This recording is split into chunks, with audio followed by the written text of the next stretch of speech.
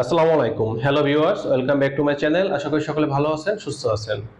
অনেক অবিবাহিত মেয়েরা আপনারা জানতে চেয়েছিলেন যে অবিবাহিত মেয়েদের মাসিকের রাস্তা ঘন ঘন ভিজে যায় কেন, বা যোনিপথটা বারবার ভিজে যাওয়ার কারণটা কি, এবং এটা কখন আমাদের সমস্যা তৈরি করতে পারে।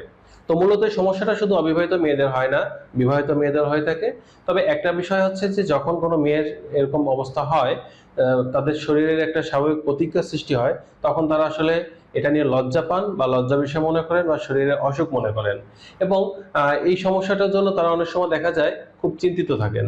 কিন্তু আসলে চিন্তার কিছু নেই, কারণ হচ্ছে এটা একটা মেয়ের শরীরের একেবারে স্বাভাবিক একটি জৈবিক প্রক্রিয়া বা প্রতিক্রিয়া। এবার আসি যে কি কি কারণে এটা হয়ে থাকে। মূলত তিনটি কারণে এটা হয়ে থাকে। প্রথম নম্বর যে কারণ, সেটা হচ্ছে শারীরিক কারণ।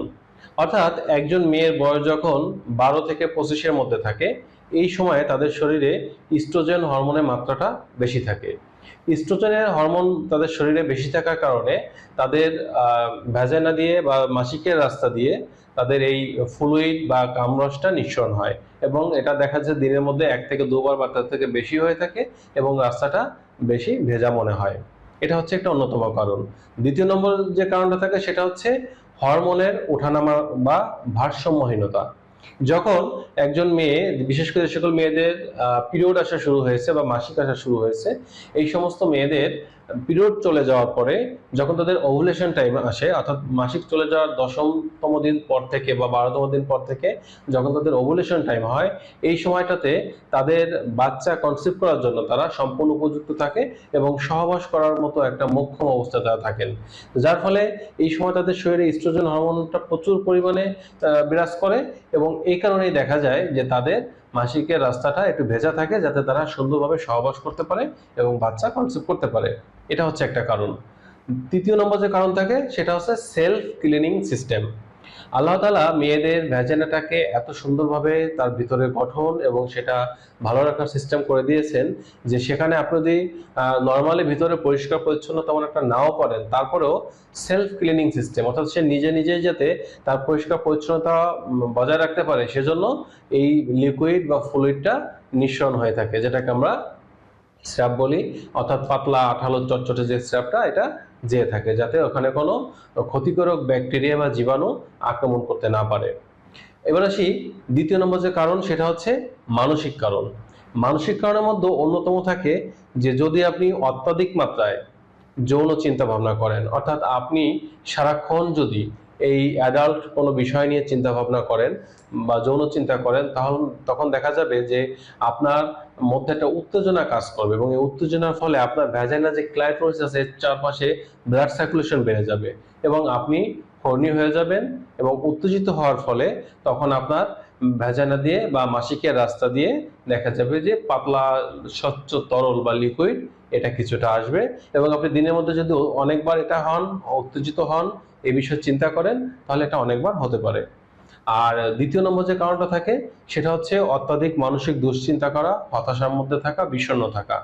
যখন কোনো মেয়ে অত্যাধিক পরিমাণে বিষণ্ণ থাকেন বা মন খারাপ থাকে বা কোনো কিছু ভালো লাগে না, তখন তাদের হরমোনের একটা ইমব্যালেন্স চলে আসে, হরমোনের ব্যালেন্সটা ঠিকভাবে থাকে না। তখন দেখা যায় যে তাদের এই মাসিকের রাস্তাটা ঘন ঘন ভিজে যেতে পারে বা এখান থেকে ফুলের নিঃসরণ হয়ে থাকে।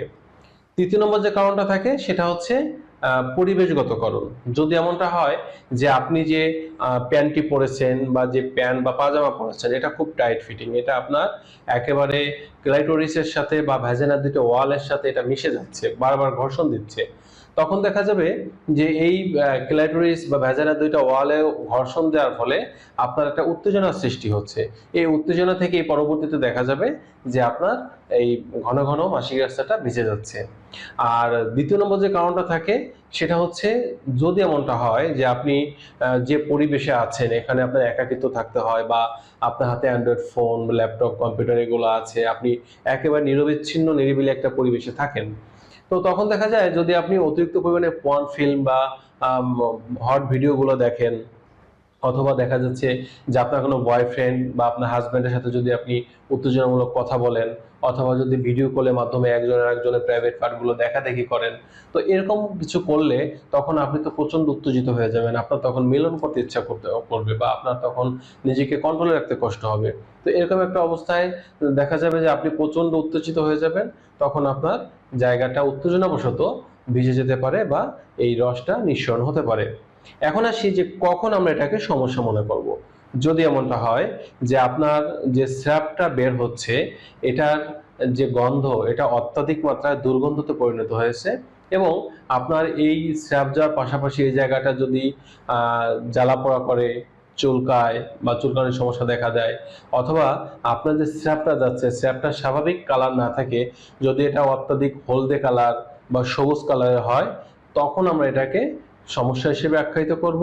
এবং এই ক্ষেত্রে অবশ্যই একজন চিকিৎসকের কাছে যেতে হবে, কারণ তখন এই সমস্যাটাকে বলা হয় ভ্যাজাইনাল ইনফেকশন, বা যেটাকে বলি আমরা মেয়েদের ভ্যাজাইনা কোনো জীবাণু বা কোনো ভাইরাসের দ্বারা আক্রমণ হওয়া। এর ফলে দেখা যায় লিউকোরিয়া, বা আমরা যেটাকে বলি সাদা স্রাবজনিত সমস্যা, এই রোগে একজন নারী আক্রান্ত হতে পারে বা হয়ে থাকে। তখন এর প্রয়োজনীয় চিকিৎসা বা গ্রহণ করলে খুব অল্প দিনের মধ্যেই দেখা যায় এই সমস্যা থেকে মুক্তি পাওয়া যায়। তো বন্ধুরা, এই ছিল আজকের বিষয়। নারী পুরুষের স্বাস্থ্য বিষয়ক যে কোনো তথ্য বা পরামর্শ পাওয়ার জন্য অবশ্যই কমেন্টস করতে পারেন। আমি চেষ্টা করব আপনাদের প্রত্যেকটি কমেন্টসে রিপ্লাই দেওয়ার জন্য। আজ এ পর্যন্তই। আল্লাহ হাফেজ।